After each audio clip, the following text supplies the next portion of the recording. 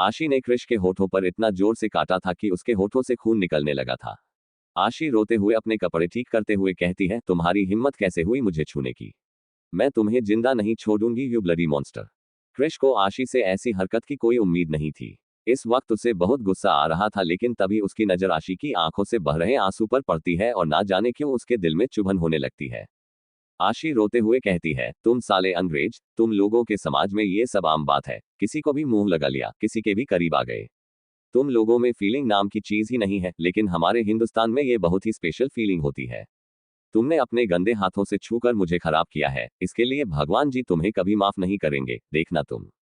कृष आशी को बस देखता ही रहा। आमतौर पर अगर कोई कृष से इस तरह बात करे तो वो अगली बात कहने के लिए जिंदा ना बचे, लेकिन आशी की मासूमियत में खोए कृष को गुस्सा है नहीं आ रहा था, और आशी का गुस्सा कम होने का नाम ही नहीं ले रहा था। उसने बोलना जारी रखा, जानवर कहीं के, भगवान जी तुझे गर्म तेल की कढ़ाई में पकोड़े की तरह तलेंगे, हंटर से मार मार कर खाल उधेड़ देंगे। देखना, मैं कान्हा जी से तुम्हारी शिकायत करूंगी। हे प्रभु, हे कान्हा जी, देख रहे हैं ना आप, इस गंदे घटिया आदमी ने क्या किया मेरे साथ? इसने मेरी फर्स्ट किस चुरा ली, अब मैं प्रेग्नेंट हो जाऊंगी। हाय, मैं अपने बच्चों को क्या बताऊंगी कि उनका बाप एक चोर है। ये बात सुनकर कृष एकदम चौंक गया। आशी अभी भी चुप नहीं हुई। हे प्रभु, हे हरिनाम कृष्ण जगन्नाथम प्रेमानंद, ये क्या हुआ? मुझे तो अभी बहुत पढ़ना था, आगे बढ़ना था, कुछ करना था, और इसने मुझे प्रेग्नेंट कर दिया। कहते हुए आशी जोर जोर से रोने लगती है। आशी को ऐसी बात पर रोते हुए देख कुछ पल के लिए कृष हैरान था, लेकिन फिर ना जाने कैसे उसके चेहरे पर एक अनजानी सी मुस्कान आ गई। कृष समझ चुका था ये लड़की सचमुच बहुत इनोसेंट है, जिसे ये लग रहा है कि सिर्फ एक किस करने से वह प्रेग्नेंट हो गई है। और सबसे ज्यादा हैरानी उसे इस बात पर हुई कि यह आशी की पहली किस थी, इससे पहले उसने आज तक किसी को किस नहीं किया था। ना जाने क्यों ये जानकर कृष का दिल उछल रहा था, उसके दिल में एक अलग सी गुदगुदी हो रही थी। लेकिन कृष अगले ही पल अपने चेहरे की मुस्कान को गायब करते हुए अपने कदम आशी की तरफ बढ़ाता है। कृष को अपनी ओर बढ़ता देख आशी डर के मारे अपने कदम पीछे लेने लगती है, लेकिन तभी वह पीछे सोफे पर लड़खड़ाकर गिर जाती है। आशी उसे उंगली दिखाते हुए कहती है, देखो मैं कह रही हूं मेरे करीब मत आना, वरना तुम्हारे लिए अच्छा नहीं होगा। आशी की बात सुनकर कृष अपने चेहरे पर एक तिरछी मुस्कान लिए कहता है, मैंने तो तुम्हें पहले ही कहा था फायरफ्लाई, कि अगर तुमने मेरी चिप नहीं दी तो तुम्हें पछताना होगा। कृष अपने मोबाइल से एक फोटो निकालकर आशी को दिखाते हुए कहता है, क्या तुमने ऐसी चीज देखी है? कृष सोफे पर गिरी आशी के बहुत करीब आकर कहता है, देखो अगर तुम मुझे वह चिप वापस दे दोगी तो मैं यहाँ से चुपचाप चला जाऊंगा, वरना मैं इसके आगे भी बहुत कुछ कर सकता हूँ। आशी को कृष की बातों पर बहुत गुस्सा आ रहा था। वो गुस्से में दांत पीसते हुए कुछ कहने वाली होती है कि उसकी नजर फोटो पर पड़ती है, और उसे ख्याल आता है कि ये तो वही प्लास्टिक का टुकड़ा है जो उसने थोड़ी देर पहले टेबल के नीचे लगाया था। आशी गुस्से में कृष को घूरते हुए कहती है, मेरे पास ये चीज है, मैं तुम्हें दे दूंगी, लेकिन प्रॉमिस करो तुम आज के बाद मेरे सामने कभी नहीं आओगे, मैं तुम्हारी यह घटिया शक्ल कभी नहीं देखना चाहती। आशी के मुंह से अपने लिए ऐसी बात सुनकर कृष के दिल में चुभन होती है, उसके चेहरे पर कोल्ड एक्सप्रेशन आ जाता है। इससे पहले कि वह कुछ कह पाता, आशी उसे पीछे धकेल के वहां से उठकर कमरे में जाती है। कृष भी आशी के पीछे पीछे जाता है। आशी टेबल के नीचे से उस चिप को निकालकर कृष के हाथों में पटकते हुए कहती है, ये लो मरो और दफा हो जाओ। कृष ये देखकर हैरान था कि इस लड़की ने चिप को टेबल बैलेंस करने के काम में लिया था। क्या ये लड़की सचमुच इतनी भोली है, या बेवकूफ है जो इसे चिप की वैल्यू नहीं पता? अगले ही पल उसके कानों में आशी की आवाज गूंजती है, मिल गई ना तुम्हें तुम्हारी चीज, अब निकल जाओ यहाँ से और कभी अपनी शक्ल मत दिखाना। जिस पर कृष अपने चेहरे पर एक शरारती मुस्कान लिए कहता है, फायरफ्लाई ऐसा तो अब नहीं हो सकता, मैं अब तुमसे दूर नहीं जाने वाला, तुम हर वक्त मुझे अपने आसपास महसूस करोगी। फिलहाल तो मैं जा रहा हूँ, लेकिन बहुत जल्द वापस आऊंगा। आशी के होठों पर अपने अंगूठे को बहुत प्यार से रगड़ते हुए कहता है, वैसे तुम्हारे होठों का स्वाद बहुत टेस्टी था और अब इनका स्वाद चखने मुझे आना ही होगा, और हाँ, सिर्फ किस करने से कोई प्रेग्नेंट नहीं होता। कहकर आशी को ऊपर से नीचे तक लस्ट भरी नजरों से देखते हुए कहता है, उसके लिए किससे भी आगे कुछ करना होता है। मौका मिला तो तुम्हें वह सिलेबस भी जरूर पाऊंगा।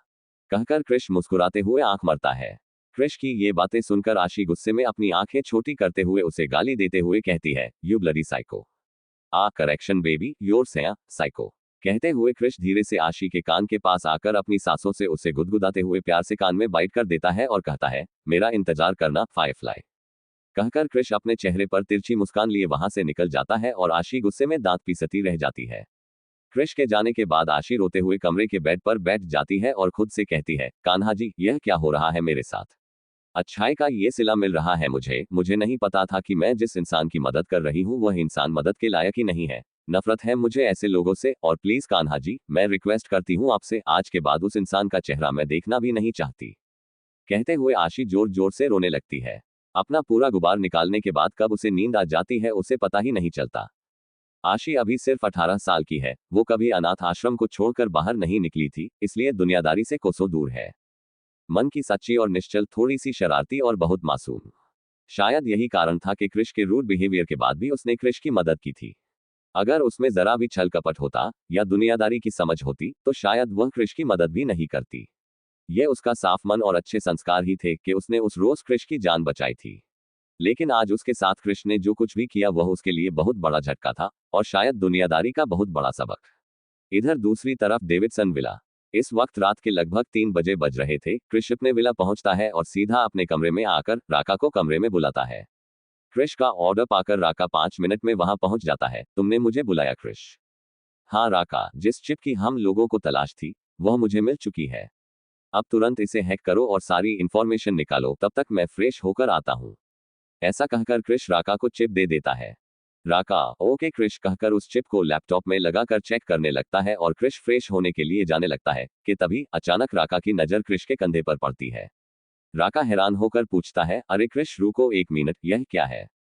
क्रिश व्हाट कहकर अपनी जगह पर रुक जाता है और आसपास देखते हुए पूछता है, क्या है? राका क्रिश के पास आता है और उसके कंधे से एक झुमका निकालकर अपने हाथ में लिए पूछता है, यह क्या है? दिखने में तो कोई ज्वेलरी लग रही है, लेकिन काफी अजीब है, ये है क्या? झुमके को देखकर क्रिश को याद आता है कि इसे तो आशी ने अपने कान में पहन रखा था। क्रिश झटके से वह झुमका अपने हाथ में लेता है और सोचने लगता है कि आखिर यह झुमका उसके कपड़ों पर आया कैसे। तभी क्रिश को ख्याल आता है कि जब उसने आशी को किस किया था और आशी उससे बचने के लिए हाथ पैर मार रही थी तो शायद उसी वक्त गलती से यह झुमका उसके कपड़ों में फंस गया होगा। आशी को चूमने की याद आते ही क्रिश के दिल में गुदगुदी सी हो उठी। एकदम से उसकी आंखें खिल गई। उसकी आंखों की चमक राका भी नोटिस करता है और एक बार फिर पूछता है, यह दिखने में तो एक यही लग रहा है, लेकिन है किसका? काफी यूनिक डिजाइन है। मुझे नहीं लगता आजकल की मॉडर्न लड़कियां इस तरह के ईयरिंग पहनती है। कहते हुए राका उस ईयरिंग को वापस लेने के लिए अपना हाथ बढ़ाता है, लेकिन क्रिश अपने हाथ पीछे खींच लेता है। Don't even try to touch it, Krish ने अपनी कड़क आवाज में कहा, जिसे सुनकर राका एक पल के लिए हैरान रह गया। फिर वो अपने चेहरे पर मुस्कान लाते हुए कहता है, ओह आई वोंट टच इट, लेकिन यह है किसका? और तुम इस वक्त कहां से आ रहे हो? तुम्हें ये चिप मिला कहां से? अगले ही पल राका का दिमाग ठनकता है और वह मुस्कुराते हुए शरारती अंदाज में कहता है, मे बी शायद I know who she is. अगर मैं सही हूं तो शी इज टर्मरिक गर्ल जिसने तुम्हारी जान बचाई। एम आई राइट? क्रिश अपने चेहरे पर कोई भी एक्सप्रेशन न लाने की कोशिश कर रहा था। राका फिर पूछता है, आखिर तुम दोनों के बीच चल क्या रहा है? क्या तुम उस लड़की में इंटरेस्टेड हो क्रिश? क्रिश से कोई जवाब न पाकर राका उसे छेड़ने लगता है, क्या तुम दोनों के बीच इतनी नजदीकियां बढ़ गई है कि उस लड़की का झुमका भी तुम्हारा पीछा नहीं छोड़ रहा और तुम उसकी निशानी को अपने साथ यहां तक ले आए? Not bad. Shut up, it is none of your business. अपने काम से मतलब रखो, जो काम दिया गया है उसे करो, फालतू की बातों में अपना दिमाग मत लगाओ। ऐसा कहकर क्रिश अपनी इमेज को बरकरार रखता हुआ बाथरूम में फ्रेश होने चला जाता है। बाथरूम मिरर में अपने होंठों को देखकर उसे आशी के होंठों के स्वाद की याद आ जाती है। आशी की मदोश कर देने वाली खुशबू और वो पल जब वो उसके करीब था। वो सब याद करके क्रिश के चेहरे पर एक तिरछी मुस्कान आ जाती है। वो उस झुमके को देखकर कहता है, फायरफ्लाई, जल्दी मुलाकात होगी और इस बार सिर्फ किस नहीं होगी। क्रिश के बाथरूम जाने के बाद राका मुस्कुराते हुए खुद से कहता है, कुछ तो गड़बड़ है। इतने सालों से तुम्हारे साथ रह रहा हूँ क्रिश, तुम्हारी आंखों में ऐसी चमक मैंने आज तक नहीं देखी, जो उस लड़की का जिक्र होते ही तुम्हारी आंखों में आ जाती है। लगता है तुम्हारी लाइफ में कुछ इंटरेस्टिंग आने वाला है, कहकर राका मुस्कुरा देता है। इधर दूसरी तरफ बाथरूम में क्रिश शॉवर लेते हुए अपने हाथ में लिए आशी के झुमके को देख रहा था और उसके चेहरे पर फिर से एक चमक बिखर आती है, लेकिन मुस्कान का उसके चेहरे पर अभी तक कोई नामोनिशान नहीं था। क्रिश शॉवर लेते हुए अपनी आंखें बंद कर लेता है और आंखें बंद करते ही उसकी नजरों के सामने आशी का मासूम चेहरा आने लगता है। आज उसने आशी के साथ जो समय बिताया, उसके साथ जो भी बातें की, आशी की बातें, उसकी नादानी और भोलापन, उसका वो मासूमियत से रोना, वो सब कुछ किसी फिल्म की तरह क्रिश की आंखों के सामने घूमने लगता है। अचानक उसे आशी के साथ हुई किस याद आने लगती है और उसके चेहरे पर एक बड़ी सी मुस्कान आ जाती है। अचानक उसका दिल जोरों से धड़कने लगता है। उसके होंठ एक बार फिर आशी को चूमने के लिए प्यासे हो जाते हैं। ये सब सोचते हुए अचानक उसे आशी का फूट फूट कर रोना याद आता है, जब वह रोते हुए अपने आप से कह रही थी कि वह प्रेग्नेंट हो जाएगी तो अपने बच्चों को क्या जवाब देगी। क्रिश को यह सोचकर ही हंसी आ रही थी कि यह लड़की कितनी इनोसेंट है जो ये सोच रही थी कि सिर्फ किस करने से वह प्रेग्नेंट हो जाएगी। इन्हीं ख्यालों में डूबा क्रिश मन ही मन कहता है, O my firefly you are so innocent, कुछ तो है तुम में जो मुझे तुम्हारी तरफ खींच रहा है, ऐसा क्या है? क्यों तुम मुझे मेरे ही ख्यालों में आकर तंग कर रही हो? क्यों मुझे तुमसे दूरी बर्दाश्त नहीं हो रही? बंद आंखों के सामने भी तुम्हारा चेहरा आने लगता है क्यों? अभी भी वक्त है फायरफ्लाई, वहीं रुक जाओ। अगर मेरी अंधेरी दुनिया में आओगी तो कहीं ऐसा ना हो कि तुम इस अंधेरे में ही कहीं खो जाओ और यहाँ कैद होकर ही रह जाओ, क्योंकि मेरी दुनिया में अंदर आने का रास्ता तो है लेकिन बाहर जाने का कोई रास्ता नहीं। कहते हुए क्रिश झट से अपनी आंखें खोल देता है। इस वक्त उसकी आंखों में प्यार नहीं, कुछ और है। उसके चेहरे पर एक्सप्रेशन बदले हुए थे। इस वक्त उसका चेहरा देखकर कोई नहीं बता सकता था कि उसके दिल में क्या चल रहा है। बस इतना पता चल रहा था कि वह बेचैन सा नजर आ रहा है। क्रिश अब तक अपने हाथ में आशी का झुमका लेकर खड़ा था। वह उस झुमके को देखते हुए अपने बदन पर टॉवल लपेट लेता है और बाहर आता है। कृषि उस झुमके को ड्रेसिंग टेबल पर रख देता है और राका के पास आकर उससे पूछता है, क्या हुआ, कोई इंफॉर्मेशन मिली? जवाब में राका कहता है, यस क्रिश, इसमें 3 लोगों के नाम है जिनकी सारी डिटेल मैंने निकाल ली है, लेकिन वह किसके लिए काम करते हैं इस बात की जानकारी नहीं मिली। जहां तक मैंने उन तीनों के बारे में पता लगाया है, पुलिस उन्हें जासूसी करने के लिए इतना बड़ा अमाउंट कभी नहीं देगी। मुझे लगता है इसमें कोई और भी शामिल है जो पुलिस को हमारी इंफॉर्मेशन देता है, लेकिन क्यों, उसका कारण समझ नहीं आ रहा। राका की बात सुनकर क्रिश अपने चेहरे पर शातिर मुस्कान लाते हुए कहता है, तुम्हें इतनी सी बात समझ नहीं आ रही राका? वह जो कोई भी है पुलिस का ध्यान हमारी तरफ करके अपना काम आगे बढ़ाना चाहता है।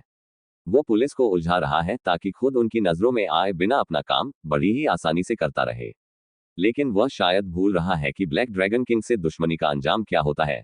वह जो कोई भी है मैं उसका पता बहुत जल्द लगा लूंगा, उसके बाद वह देखेगा मेरा असली चेहरा। फिलहाल तुम इन तीनों को इनके अंजाम तक पहुंचा दो और याद रहे, इन्हें इतनी दर्दनाक मौत मिलनी चाहिए कि आज के बाद कोई भी ड्रैगन किंग को धोखा देने से पहले 100 बार सोचे। ओके क्रिश, कहकर राका वहां से चला जाता है। राका के जाने के बाद क्रिश क्लोसेट से अपने लिए नाइट ड्रेस निकालकर पहन लेता है और बेड की तरफ जाते वक्त अचानक उसकी नजर ड्रेसिंग टेबल पर पड़ती है जहां आशी का झुमका रखा हुआ था। क्रिश उसे एक नजर देखकर बेड पर लेट जाता है और सोने की कोशिश करता है, लेकिन नींद उसकी आंखों से कोसों दूर थी। लाख कोशिश करने के बाद भी उसका दिमाग शांत नहीं हो रहा था और न ही उसकी आंखों में नींद आ रही थी। थक हार कर वह बेड पर करवट रहा था कि तभी उसकी नजर आशी के दुपट्टे पर पड़ती है। वो दुपट्टे को अपने चेहरे पर ढक लेता है और आंखें बंद करके सोने की कोशिश करता है, लेकिन न जाने क्यों उसे आज नींद नहीं आ रही थी। रह रहकर बार बार उसके दिमाग में आशी का ख्याल आ रहा था। क्रिश ध्यान देता है कि उस दुपट्टे से पहले जैसी मदहोश करने वाली भीनी भीनी खुशबू अब नहीं आ रही है। ये खुशबू उसने आशी को चूमते वक्त भी महसूस की थी। क्रिश अचानक उठकर बैठ जाता है और परेशान होते हुए खुद से कहता है, अब आज मुझे नींद क्यों नहीं आ रही?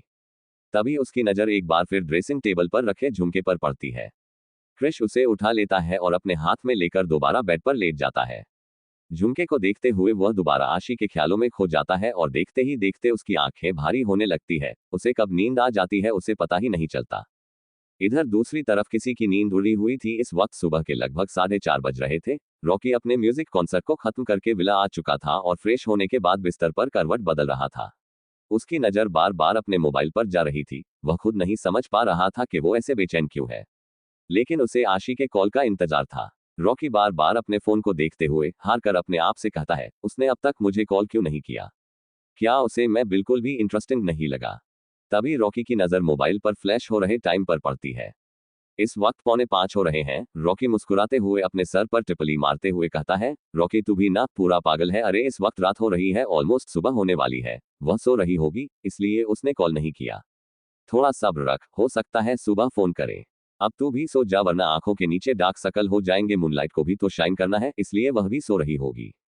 कहते हुए रॉकी मोबाइल को टेबल पर रखकर मुस्कुराते हुए अपने तकिए को, जो गिटार के शेप में था, गले से लगाकर सो जाता है।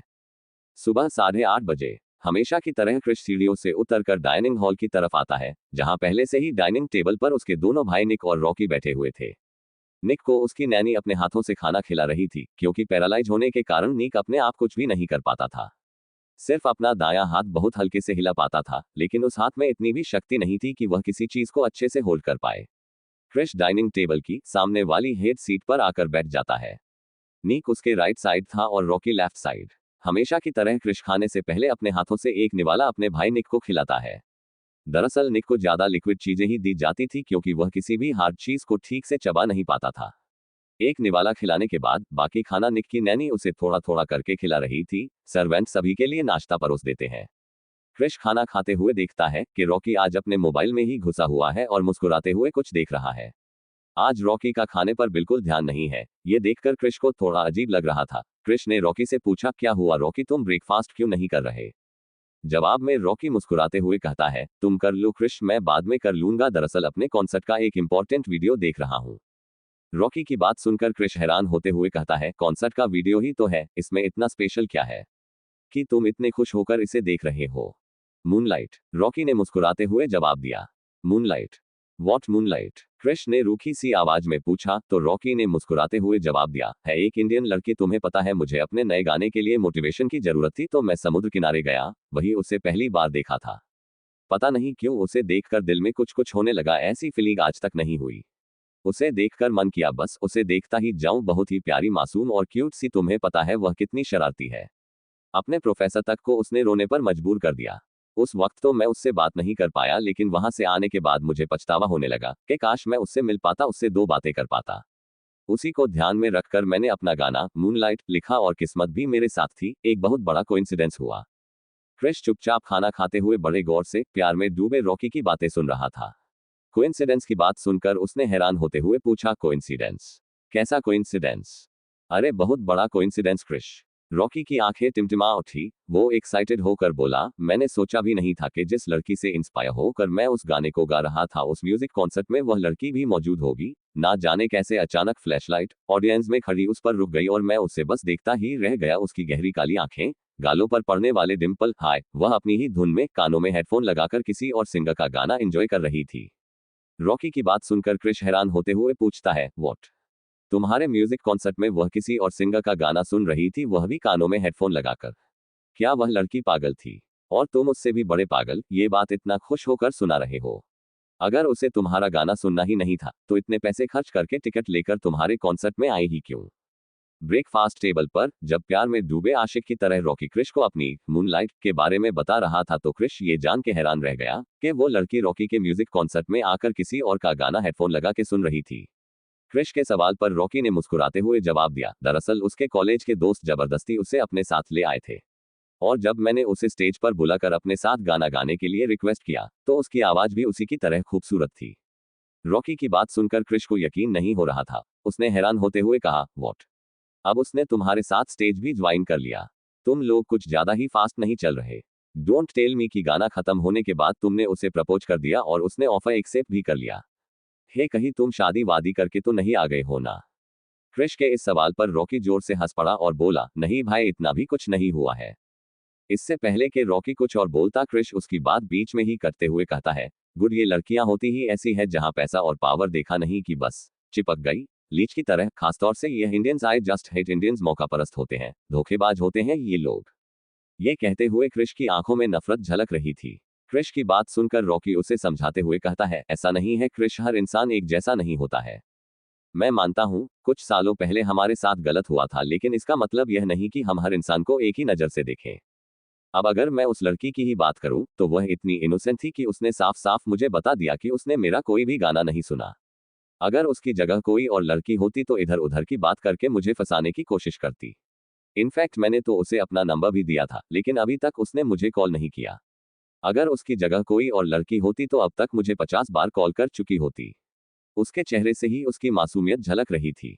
उसका नाम भी बड़ा प्यारा था, बिल्कुल उसके चेहरे की तरह। रॉकी ने उसके नाम को याद करते हुए अपने दिमाग पर जोर डालते हुए कहा, अरे यार, क्या नाम था उसका? बस बस, जो भी नाम हो, मुझे उसका नाम जानने में कोई इंटरेस्ट नहीं है। मैं बस इतना ही कहना चाहूंगा कि इंडियंस से दूर रहना, वरना कभी भी धोखा मिल सकता है। बेहतर होगा तुम अपने लिए किसी इंग्लिश लड़की को ढूंढो, वैसे भी इंडियंस कुछ खास खूबसूरत भी नहीं होते। क्रिश ने बेरुखी से कहा, जिस पर रॉकी मुस्कुराते हुए बोला, तुमने सही कहा भाई, इंडियंस कुछ खास खूबसूरत नहीं होते। लेकिन उसकी बात ही कुछ और थी। उसे देखने के बाद किसी और को देखने का दिल ही नहीं कर रहा। रॉकी की ये बातें सुनकर क्रिश समझ चुका था कि उसका भाई तो गया काम से। उसने अब रॉकी को गौर से सुनने के बजाय अपनी ब्रेकफास्ट प्लेट पर फोकस करना बेहतर समझा, लेकिन इससे रॉकी को कोई फर्क नहीं पड़ा। वो तो अपने मोहब्बत को याद किए बोले जा रहा था, ऐसा नहीं है कि मैंने उससे खूबसूरत लड़कियां देखी नहीं है, इनफैक्ट मैंने तो उससे कहीं ज्यादा खूबसूरत लड़कियों को डेट किया है। लेकिन सच बोल रहा हूँ क्रिश, जो बात उसमें है वह किसी में नहीं। उसे देखकर एक अलग ही अटैचमेंट फील हो रही थी। वैसे भी मेरा मानना है खूबसूरती सब कुछ नहीं होती, इंसान लॉयल होना चाहिए, मासूम भोला भाला दिल का अच्छा, जिसे देखकर दिल धड़कना भूल जाए, सांसें थमने लगे, जिसे देखकर दिल कहे बस यही है यही है यही है मेरी जीवन साथी, जिसे देखकर दिल कहे कुछ तो है तुझसे राब्ता। अपने ख्यालों से बाहर आकर रॉकी को एहसास होता है कि फ्लो में वो कुछ ज्यादा ही बोल गया है, तो अपने प्यार के जोन से निकलकर वो नॉर्मल बिहेव करता हुआ कहता है, दरअसल यह उस गाने की लाइन है जो मैंने उसके साथ स्टेज पर गाया था, और इस लाइन को सुनकर ऐसा लगा जैसे ये गाना मेरे लिए ही लिखा गया है। स्ट्रेंज। क्रिश से कोई रिएक्शन न पाकर उसे लगा कि उसका भाई भी खड़ूस का खड़ूस ही रहेगा, लेकिन फिर उसने अपने भाई के दिल को खंगालने की कोशिश की। क्रिश, क्या तुम्हारी जिंदगी में आज तक कोई ऐसा इंसान नहीं आया जिसे देखकर तुम्हारा दिल करे कि बस उसके मासूम चेहरे को देखता रह जाऊं, काश ये पल यही रुक जाए, जिसे देखकर ऐसा लगे कि हम उसकी तरफ खींचे चले जा रहे हैं, हमारा अपने आप पर काबू ही नहीं है। रॉकी की बात सुनकर क्रिश के हाथ जो अब तक प्लेट में चल रहे थे अचानक रुक गए। अचानक उसके दिमाग में आशी का ख्याल आने लगा, उसकी आंखों के सामने आशी का मासूम चेहरा घूमने लगा। क्रिश को रॉकी की बातें सुनाई ही नहीं दे रही थी। रॉकी ने आगे कहा, बस एक बार वो मुझे कॉल कर ले, मैं तो बस उसके कॉल का इंतजार ही कर रहा हूं, चाहकर भी उसका ख्याल मेरे दिल से निकल ही नहीं रहा। इधर दूसरी तरफ आशी सुबह उठकर जल्दी फ्रेश होती है और अपना तैयार किया हुआ असाइनमेंट लेकर बिना नाश्ता किए कॉलेज के लिए निकल जाती है। आशी इस वक्त रात की घटना को बिल्कुल भूल ही चुकी थी। यही तो खास बात है आशी की, वह चंचल और मासूम है, मन बिल्कुल साफ, बुरी यादों को अपने दिल से नहीं लगाती। शायद इसका कारण बचपन से ही उसका अनाथ होना है। दरअसल आशी का मानना है अगर वह छोटी छोटी बातों को दिल से लगाएगी तो एक ही जगह ठहर कर रह जाएगी, और आशी ऐसा नहीं चाहती, उसे ग्रो करना है, एक बेहतर फ्यूचर बनाना है। आशी कुछ ही देर में अपने कॉलेज पहुंच चुकी थी। वो जैसे ही कॉलेज में आती है अचानक वह एक लड़की से टकरा जाती है। आशी के हाथों में कुछ किताबें थी और उसकी असाइनमेंट वाली फाइल नीचे गिर जाती है। यह देखकर वह लड़की आशी से माफी मांगते हुए कहती है, ओह सॉरी सॉरी, मैंने आपको देखा नहीं, कहकर वह लड़की आशी के साथ जल्दी जल्दी उसकी किताबें और प्रोजेक्ट उठाने लगती है। आशी भी मुस्कुराकर अपनी किताबें उठाते हुए उस लड़की से कहती है, इट्स ओके। तभी वो देखती है उसने जो प्रोजेक्ट तैयार किया था उस पर इंट गिर गई है, जिससे आशी का प्रोजेक्ट खराब हो चुका है। आशी परेशान होते हुए कहती है, ओह शिट, ये तो खराब हो गया, आज ही इसे सबमिट करना था, अब मैं क्या करूं? प्रोफेसर से बहुत डांट पड़ने वाली है, हे कान्हा जी प्लीज बचा लेना। यह देखकर वह लड़की परेशान होते हुए कहती है, आई एम सो सॉरी, मैंने जानबूझकर नहीं किया, मेरी वजह से तुम्हारा प्रोजेक्ट खराब हो गया। आशी टेंशन में तो थी, लेकिन उस लड़की को सांत्वना देते हुए कहती है, अरे सॉरी की कोई जरूरत नहीं है, गलती तो किसी से भी हो जाती है। आपने जानबूझकर थोड़ी ना किया है, इसलिए आपको गिल्टी फील करने की कोई जरूरत नहीं, मैं मैनेज कर लूंगी। आशी की सांत्वना के बावजूद वह लड़की काफी परेशान थी, क्योंकि वह जानती थी उससे गलती हुई है। वह एक बार फिर माफी मांगते हुए कहती है, गलती तो मुझसे हो गई है और मुझे बहुत बुरा भी लग रहा है। फिलहाल तो मैं कुछ नहीं कर सकती, लेकिन समय आने पर मैं इसकी भरपाई जरूर करूंगी। बाय द वे, मेरा नाम नताशा है, नताशा सिंघानिया। उद्धरण चिन्ह। कहते हुए नताशा अपना हाथ मिलाने के लिए आगे बढ़ाती है और आशी मुस्कुराते हुए नताशा से हाथ मिलाते हुए कहती है, मैं आशी गुप्ता, इंडिया से, क्या आप भी इंडियन हो? नताशा मुस्कुराते हुए जवाब देती है, हाँ कह सकते हैं, मैं ज्यादा इंडिया तो गई नहीं, लेकिन मेरे मम्मी पापा इंडियन है, इस हिसाब से मैं भी इंडियन हूँ। वैसे तुम कौन से ईयर में हो? मैं फर्स्ट ईयर में हूँ, इसी साल एडमिशन लिया है और अपनी क्लास रूम ढूंढ रही थी, इसलिए तुमसे टकरा गई, सॉरी। हाँ। नताशा की बात सुनकर आशी मुस्कुराते हुए कहती है, अरे कितनी बार सॉरी मांगोगी, बस करो। वैसे मैं भी फर्स्ट ईयर में हूँ, चलो मैं आपको कॉलेज दिखा देती हूँ, मैं भी 2 हफ्ते पहले ही इंडिया से आई हूँ। यह सुनकर नताशा मुस्कुराते हुए कहती है, ओह ये तो बहुत अच्छी बात है, चलो साथ में चलते हैं। उद्धरण चिन्ह। दोनों साथ साथ क्लास में आती है और यहाँ आकर वह कैथी और जॉश से मिलती हैं। सभी अपने आप को इंट्रोड्यूस करते हैं। कैथी देखती है आशी ने हाथ में असाइनमेंट पकड़ा हुआ है और वह खराब हो चुका है। कैथी परेशान होते हुए आशी से पूछती है, अरे आशी, ये तेरे असाइनमेंट को क्या हुआ? आशी मासूम सा चेहरा बनाकर दुखी मन से जो कुछ भी हुआ सब बता देती है। आशी की बात सुनकर कैथी परेशान होते हुए कहती है, अरे आशी, तू एक स्कॉलरशिप स्टूडेंट है और तेरा अभी अभी एडमिशन हुआ है। अगर तू अपना असाइनमेंट सबमिट नहीं करेगी और प्रोफेसर को यह बताएगी कि तेरा असाइनमेंट खराब हो गया है, तो उन्हें यही लगेगा कि तू बाकी स्टूडेंट की तरह बहाना बना रही है, इससे उनके सामने तेरा खराब इंप्रेशन पड़ेगा। हमें जल्द से जल्द तेरा असाइनमेंट बनाकर सबमिट करना होगा। उद्धरण चिन्ह।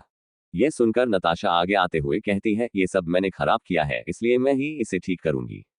यह सुनकर आशी उसे कहती है, तुम कितनी भी कोशिश कर लो अकेले नहीं कर पाओगे, हम चारों को मिलकर जल्दी जल्दी असाइनमेंट कंप्लीट करना होगा, इससे पहले कि सर असाइनमेंट मांग ले।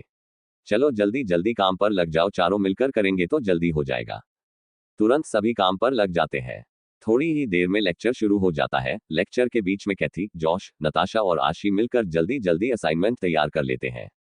लगभग 1.5 घंटे के लेक्चर के बीच चारों ने मिलकर असाइनमेंट तैयार कर लिया और लेक्चर के तुरंत बाद असाइनमेंट सबमिट करते हैं और मुस्कुराते हुए एक दूसरे को हाई फाई देते हैं। अब जाकर नताशा के दिल से भी थोड़ा बोझ हल्का हुआ। आशी ने सुबह ब्रेकफास्ट नहीं किया था, इसलिए उसे भूख लगने लगी थी। वो सभी से कहती है, चलो कैंटीन चलते हैं, अगला लेक्चर स्टार्ट होने में थोड़ा टाइम है। ये सुनकर नताशा कहती है, आई एम सॉरी आशी, फिलहाल मैं नहीं चल सकती क्योंकि मेरा भाई इसी कॉलेज के फाइनल ईयर में है। उसे जाकर इन्फॉर्म करना है कि मैं कॉलेज सही सलामत पहुंच चुकी हूं, वरना मेरी मॉम मेरी जान खा जाएगी। तुम लोग जाओ, मैं बाद में मिलती हूं। नताशा की बात सुनकर आशी मुस्कुराते हुए कहती है, ठीक है तुम जाओ, हम बाद में मिलते हैं। कॉलेज कैंटीन में आशी, कैथी और जॉश के साथ बैठी हुई थी। खाना खाते हुए वह लोग अपने सिलेबस के बारे में बातें कर रहे थे। तभी वहां पीटर नाम का एक हैंडसम लड़का आता है और आशी के साथ फ्लर्ट करने लगता है। लेकिन फ्लर्टिंग जैसी चीजों से अनजान मासूम आशी को समझ नहीं आता कि वो क्या करने की कोशिश कर रहा है। दरअसल नवीन जी आशी को ज्यादा लड़कों से मिलने नहीं देते थे और घर से बाहर भी कम ही जाने देते थे, ताकि आशी किसी भी लड़के के नजदीक ना जा सके। वो आशी को एक बड़े मकसद के लिए तैयार कर रहे थे। इसके पीछे एक गहरा राज था जो हमें आगे पता चलेगा। आशी, कैथी और जॉश के साथ कैंटीन एरिया में कुछ खाने के लिए आ गई। खाना खाते हुए वह लोग अपने सिलेबस के बारे में बातें कर रहे थे। तभी अचानक वहां एक लड़का आता है और आशी के साथ फ्लर्टिंग करने लगता है। लेकिन भोली भाली आशी को पहले तो समझ ही नहीं आया, इसलिए वो उससे नॉर्मल बात करती है। उसे छिछोरे लड़कों के बारे में ज्यादा नॉलेज नहीं थी। कम उम्र होने के कारण और ज्यादातर अनाथ आश्रम में रहने और पढ़ाई में ध्यान लगे होने के कारण उसने इन सब चीजों पर ज्यादा ध्यान ही नहीं दिया था। दरअसल नवीन जी आशी को ज्यादा लड़कों से मिलने नहीं देते थे और घर से बाहर भी कम ही जाने देते थे, ताकि आशी किसी भी लड़के के नजदीक ना जा सके। वो आशी को एक बड़े मकसद के लिए तैयार कर रहे थे। आशी जैसे अपने दोस्तों से बात करती थी, वैसे ही उस लड़के से बात कर रही थी और वो लड़का, जिसका नाम पीटर था, आशी की ब्यूटी और क्यूटनेस की तारीफ करते हुए उससे उसका नंबर मांगने लगता है। नंबर की बात हुई तो आशी का चेहरा मायूसी से भर जाता है और उसे कल रात की घटना याद आ जाती है, जब कृष्ण ने उसका फोन तोड़ दिया था और उसे जबरदस्ती किस किया था। उसे याद करके आशी जोर जोर से सिसकियां भर के रोने लगती है और हिंदी में अपने आप से बात करते हुए कहती है, मेरा नंबर कहां से दूं मैं तुम्हें अपना नंबर। उस साले अंग्रेज की औलाद ने मेरा नया मोबाइल तोड़ दिया। मैंने उसे खाना बनाकर खिलाया, लेकिन मुझे क्या पता था कि वह इतना बड़ा एहसान फरामोश निकलेगा। मैंने उसकी हेल्प की, उसकी चोट पर हल्दी लगाई, अपनी कीमती हल्दी, इंडिया से लाई हुई हल्दी उस पर वेस्ट कर दी। तुम्हें पता है यहाँ हल्दी कितनी महंगी है? एक तो मेरे पास पैसे भी नहीं है, ऊपर से मुझे इंग्लिश खाना बनाना भी नहीं आता। अब जब मैं इंडियन खाना बनाऊंगी तो उसमें बिना हल्दी के स्वाद कैसे आएगा? आशी जोर जोर से रोने लगती है। उसने इस बात पर ध्यान ही नहीं दिया कि वह अपने गुस्से और रोने के चलते इमोशनल होकर हिंदी में बात कर रही है। वहां बैठे अंग्रेजों को कुछ समझ नहीं आ रहा था, वह लोग तो बस उसे हैरान होकर देखे जा रहे थे। कैथी को भी आशी की भाषा तो समझ नहीं आ रही थी, लेकिन इतना समझ आया कि आशी किसी बात से बहुत दुखी है। आशी के रोने पर वह लड़का पीटर भी डर के मारे वहां से भाग गया। कैथी आशी को शांत कराते हुए इंग्लिश में कहती है, क्या हुआ आशी, तू इतना रो क्यों रही है? तूने अब तक जो भी बातें कही हमें समझ नहीं आई, तुझे कोई प्रॉब्लम है क्या? मुझे बता, मुझसे जो बन पड़ेगा मैं करूंगी। चल रोना बंद कर और बता। आशी रोते हुए टेबल पर रखे हुए टिश्यू पेपर लेकर अपनी नाक जोर से पोंछते हुए कहती है, आइसक्रीम। उद्धरण चिन्ह।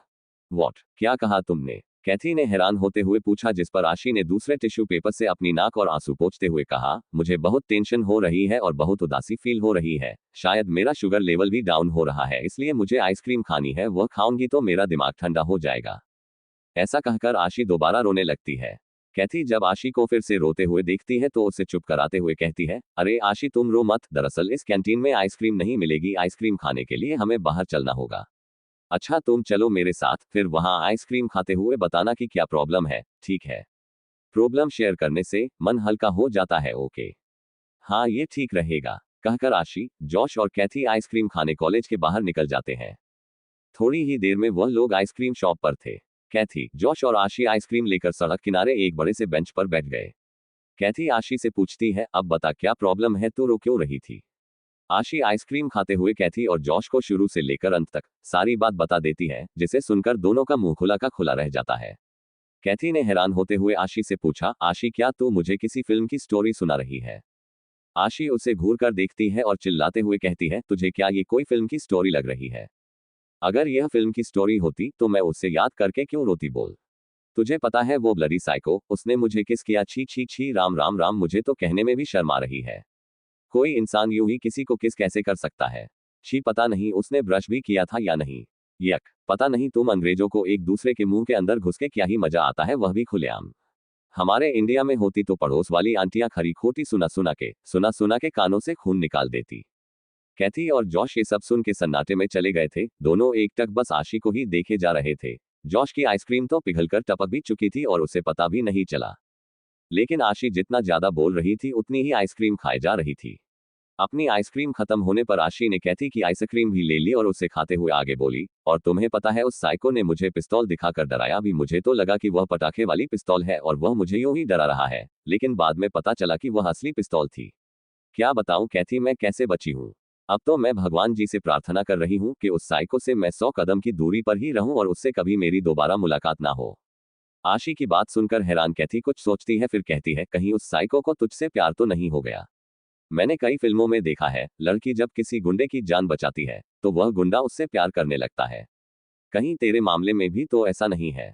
इस बात पे कोई जवाब ना होने पर आशी बस अपने कंधे उचका देती है, मानो कह रही हो कि उसे इसका कोई आइडिया नहीं है। फिर कैथी एकदम एक्साइटेड होकर पूछती है, अच्छा ये बता वह गुंडा दिखने में कैसा था? हैंडसम था या एवरेज? कैथी की बात सुनकर आशी मुंह बनाते हुए कहती है, वह दिखने में तो हीरो जैसा था लेकिन उसके सारे काम विलन जैसे थे। और तू क्या प्यार की बात कर रही है? ऐसे इंसान सिर्फ नफरत के लायक होते हैं। और मुझे, आशी गुप्ता को ऐसे लोग बिल्कुल पसंद नहीं है। उस इंसान से मैं प्यार तो दूर दोबारा हमदर्दी भी ना करूं। वैसे भी मुझे अपनी लाइफ में बहुत कुछ करना है और मेरे पास प्यार जैसी फालतू चीजों के लिए वक्त नहीं है। उद्धरण चिन्ह। आशी की बात सुनकर कैथी उसे शांत करते हुए कहती है, अच्छा बाबा ठीक है, अगर नहीं करना प्यार तो मत कर। इसमें परेशान होने वाली क्या बात है, अब चल दूसरे लेक्चर का टाइम हो गया है। आशी अब तक शांत हो चुकी थी, अपने मन का गुबार निकलकर वो हल्का महसूस कर रही थी। वो कैथी और जॉश के साथ वापस कॉलेज की तरफ निकल जाती है। कॉलेज पहुंचकर उन्हें नताशा फिर से ज्वाइन करती है। वह लोग आपस में बात करते हुए लेक्चर शुरू होने का इंतजार कर ही रहे थे कि तभी अचानक उनकी क्लास में पुलिस वाले आ जाते हैं और आशी का नाम पुकारने लगते हैं। यहाँ आशी गुप्ता नाम की लड़की कौन है? अपना नाम पुकारे जाने पर आशी खड़े होकर बताती है, मैं हूँ आशी गुप्ता, बताइए क्या बात है। आशी को देखकर कुछ पुलिस वाले उसके पास आकर कहते हैं, हमें एक केस से रिलेटेड आपसे इंफॉर्मेशन चाहिए, प्लीज आप हमारे साथ कोऑपरेट कीजिए। यह सुनकर आशी, कैथी, नताशा और जॉश सभी हैरान थे।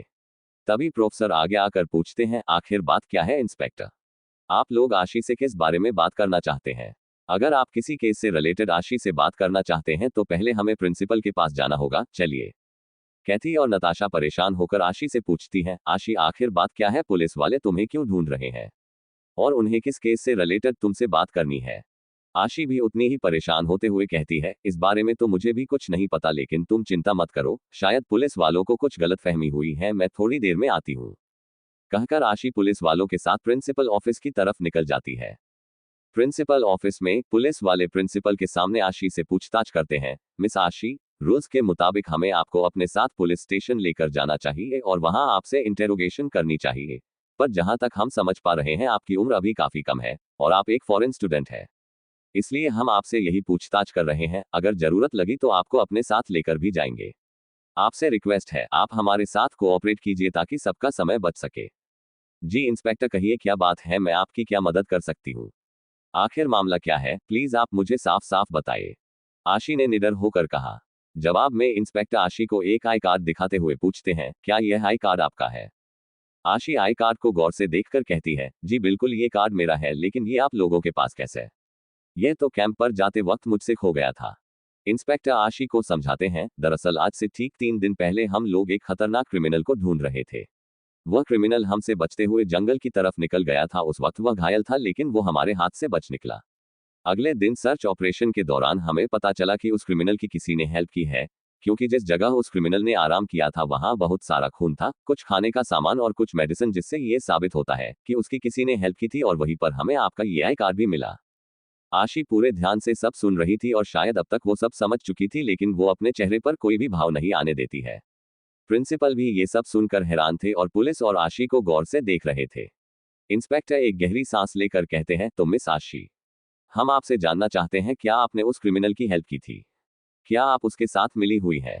और वह क्रिमिनल इस वक्त कहाँ है? इंस्पेक्टर की बात सुनकर आशी हैरान रह गई। वह अंदर ही अंदर काफी डर चुकी थी।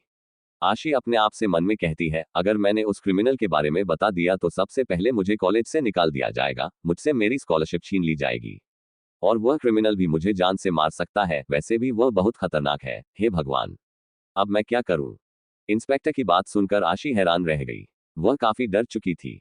आशी अपने आप से मन में कहती है, अगर मैंने उस क्रिमिनल के बारे बता दिया तो सबसे पहले मुझे कॉलेज से निकाल दिया जाएगा, मुझसे स्कॉलरशिप छीन ली जाएगी और वह क्रिमिनल भी मुझे जान से मार सकता है, वैसे भी वह बहुत खतरनाक है। नहीं, मैं इन्हें कुछ नहीं बता सकती। इंस्पेक्टर को अपनी बातों में लेना होगा। मैं अपने करियर पर कोई भी नुकसान नहीं चाहती। आशी इतना कुछ सोचकर अपने सामने बैठे पुलिस वाले से कहती है, जी इंस्पेक्टर साहब, मैंने ही उसकी मदद की थी। दरअसल कुछ दिन पहले कॉलेज के प्रोजेक्ट के सिलसिले में हम लोग नेचर कैंप पर गए थे। रात को खाना बनाने के वक्त मैंने गैलन में देखा तो गैलन खाली था, उसमें पानी नहीं था। इसलिए मैं पानी लेने जंगल की तरफ चली गई। वहां उस क्रिमिनल ने मुझ पर हमला कर दिया और मुझ पर गन तान दी। उसने मुझे धमकी दी कि अगर मैंने उसकी हेल्प नहीं की तो वह मेरे दोस्तों को मार देगा। साथ ही साथ उसने ये भी कहा वो हम सभी को हाईजैक कर लेगा। सभी पुलिस वाले आशी की बात ध्यान से सुन रहे थे। आशी ने फिर आगे कहना शुरू किया, इंस्पेक्टर साहब, उस क्रिमिनल के हाथ में गन थी, वो बहुत खतरनाक था। उसने मुझे कहा कि मैं उसके लिए फर्स्ट एड का इंतजाम करूं। अपने दोस्तों की जान बचाने के लिए मैं छुप छुपा कर वापस कैंप में आई, क्योंकि मैं किसी को भी मुसीबत में नहीं डाल सकती थी। इसलिए मैंने छुपकर मेडिकल बॉक्स ले लिया और उस इंसान का इलाज किया। मुझे नहीं पता वह कौन था और कहां से आया था। मैंने सिर्फ उसके हाथ पर पट्टी की थी और सुबह होते होते उसने मुझे वहां से भेज दिया और खुद भी वहां से निकल गया। आशी की बात पूरी होने पर इंस्पेक्टर ने हैरान होकर पूछा, लेकिन उसने तुम्हें जिंदा क्यों छोड़ दिया? तुम्हें मारा क्यों नहीं? और क्या तुमने उसका चेहरा देखा? क्या तुम हमें उसका हुलिया बता सकती हो? यह सुनकर आशी पूरे कॉन्फिडेंस के साथ जवाब देती है, नहीं, मैंने उसका चेहरा नहीं देखा। दरअसल उसने अपने चेहरे पर बहुत ही डरावना मास्क लगा रखा था और पूरे टाइम उसने अपना मास्क नहीं हटाया। शायद यही कारण था कि उसने मुझे जिंदा छोड़ दिया, क्योंकि मैंने उसका चेहरा नहीं देखा था, इसलिए उसे मुझसे कोई खतरा नहीं लगा। इसके अलावा मैं कुछ भी नहीं जानती। आशी की बात सुनकर इंस्पेक्टर आशी से पूछते हैं, क्या आपके पास इसका कोई सबूत है कि आप कैंपिंग के लिए ही गई थी और आप उसके साथ नहीं मिली हुई? जवाब में आशी ईमानदारी से कहती है, इंस्पेक्टर, मैं कुछ दिन पहले ही इंडिया से यहाँ आई हूँ और यह सिर्फ एक कॉलेज कैंप था, इसलिए आप प्रोफेसर से इस बारे में पूछ सकते हैं। आशी की बात सुनकर इंस्पेक्टर प्रोफेसर और प्रिंसिपल से पूछते हैं। वह लोग भी आशी की बात पर सहमति जताते हैं और फिर प्रोफेसर आशी से पूछते हैं, आशी, अगर ऐसी बात थी तो तुमने हमें क्यों नहीं बताया? तुमने इतनी बड़ी मुसीबत खुद क्यों झेली? तुम जानती हो इसके कारण तुम्हारी जान भी जा सकती थी, वह इंसान तुम्हें नुकसान पहुंचा सकता था। प्रोफेसर की बात सुनकर आशी दर्द भरी मुस्कान अपने चेहरे पर लाते हुए कहती है, मैं मजबूर थी सर, उस इंसान ने मुझे धमकी दी थी, अगर मैंने उसके बारे में आप लोगों को कुछ भी बताया या कोई भी चालाकी चलने की कोशिश की तो वह हम सबको मार देगा। मैं आप लोगों को किसी भी मुसीबत में नहीं डाल सकती थी। मैं तो अनाथ हूँ, अगर मुझे कुछ हो भी जाता तो किसी को क्या ही फर्क पड़ता, लेकिन आप लोगों की अपनी फैमिली है। ये शब्द कहते हुए आशी की आंखों और चेहरे पर दर्द भरे भाव थे, क्योंकि कहीं ना कहीं आशी की नजर में ये सच था। कौन है उसका जो उसके लिए रोएगा, जो उसकी परवाह करेगा? आशी की बात सुनकर सभी बहुत मायूस हो गए थे। उन्हें आशी के दर्द का एहसास था और इंस्पेक्टर भी अब कुछ हद तक आशी के जवाब से संतुष्ट हो गए थे। इंस्पेक्टर आशी को बताते हैं, मिस आशी, फिलहाल के लिए तो हमें और कुछ नहीं पूछना, लेकिन जब तक के केस क्लोज नहीं हो जाता तब तक जरूरत पड़ने पर हम आपको बुला सकते हैं। हमें उम्मीद है कि आप हमारी जांच में सहयोग देंगी। अभी के लिए हमें कुछ पेपर फॉर्मेलिटी पूरी करनी है, तो प्लीज आप हमारे साथ चलिए। इंस्पेक्टर की बात सुनकर आशी उनके साथ जाने के लिए तैयार हो जाती है, क्योंकि फिलहाल उसके पास कोई और रास्ता नहीं था। प्रोफेसर आगे आते हुए कहते हैं, इंस्पेक्टर, क्या मैं आपके साथ चल सकता हूँ? मैं नहीं चाहता कि आशी अपने आप को अकेला समझे। यह सुनकर आशी को थोड़ी हिम्मत आती है। वह जैसे ही प्रिंसिपल रूम से बाहर निकलती है, बाहर कैथी, जॉश और नताशा उसका इंतजार कर रहे थे। वह लोग परेशान होते हुए आशी से पूछते हैं, आशी, आखिर बात क्या है? पुलिस वाले तुझसे क्या बात कर रहे थे? आशी उन लोगों को शांत करते हुए कहती है, कोई बड़ी बात नहीं है, मुझे थोड़ी देर के लिए पुलिस स्टेशन जाना होगा, कुछ पेपर की फॉर्मेलिटी है, उसे पूरी करके आ जाऊंगी। यह सुनकर नताशा परेशान होते हुए कहती है, आशी, हम भी तुम्हारे साथ चलते हैं, कहीं कोई प्रॉब्लम ना हो। जवाब में आशी उसे समझाते हुए कहती है, तुम परेशान मत हो, प्रोफेसर मेरे साथ जा रहे हैं। नताशा परेशान होते हुए कहती है, तुम अपनी फैमिली को खबर कर दो, कहीं वह लोग परेशान ना हो। यह सुनकर आशी अपने चेहरे पर दर्द भरी मुस्कान लिए कहती है, मेरे लिए परेशान होने वाला कोई नहीं है नताशा, सिर्फ एक दोस्त है। कैथी, तुम समर को कॉल कर देना, मैं जाती हूँ। इतना कहकर आशी वहां से पुलिस वालों के साथ चली जाती है। आशी की बात सुनकर नताशा कंफ्यूज होते हुए कैथी से पूछती है, कैथी आखिर आशी ने ऐसा क्यों कहा कि उसके लिए परेशान होने वाला कोई नहीं है। जवाब में कैथी और जॉश मायूस सा चेहरा बनाकर दुखी होते हुए बताते हैं, क्योंकि आशी अनाथ है, उसका इस दुनिया में कोई नहीं है। वो एक स्कॉलरशिप स्टूडेंट है, फैमिली के नाम पर इंडिया में सिर्फ एक छोटा सा अनाथ आश्रम है बस। आशी के बारे में जानकर नताशा को काफी बड़ा झटका लगा। उसे आशी के लिए बुरा लग रहा था, कितना मुश्किल होता है इतनी कम उम्र में अनाथ होना। जब कोई आपके दुख सुख में आपके साथ ना हो, जब आप रोए कोई आपके आंसू पोंछने वाला ना हो। यही सोचते हुए नताशा अपनी ही जगह पर खड़ी रह जाती है। कैथी और जॉश वहां से चले जाते हैं और थोड़ी ही देर में नताशा भी अपने घर के लिए निकल जाती है। नताशा के घर में नताशा हॉल में सोफे पर बैठी हुई थी, उसके चेहरे पर आशी के लिए चिंता साफ देखी जा सकती थी। नताशा आशी के बारे में सोच ही रही थी कि तभी वहां उसका भाई अथर्व सिंघानिया मुस्कुराते हुए आता है और उसके सिर पर टिप्पणी मारते हुए कहता है, और चैंप कैसा रहा तेरा कॉलेज का पहला दिन। नताशा जो अभी तक अपने ही ख्यालों में गुम थी, अपने सर को सहलाते हुए मुंह बनाकर अपने भाई अथर्व से कहती है, दिन तो बहुत अच्छा था भाई, आज कॉलेज में मेरी एक नई दोस्त बनी, उसका नाम आशी है, वह इंडियन है, बहुत ही मासूम और प्यारी। गलती से मुझसे उसका कॉलेज का प्रोजेक्ट खराब हो गया और उसने मुझ पर बिल्कुल भी गुस्सा नहीं किया और मुस्कुराकर मेरा वेलकम किया। लेकिन भाई एक प्रॉब्लम है। अथर्व ने अब तक शेल्फ से एक सेब उठा लिया था, वो सब खाते हुए पूछता है, प्रॉब्लम कैसी प्रॉब्लम। नताशा बताती है, भाई आज कॉलेज में पुलिस आई थी और आशी से किसी बारे में पूछताछ कर रही थी।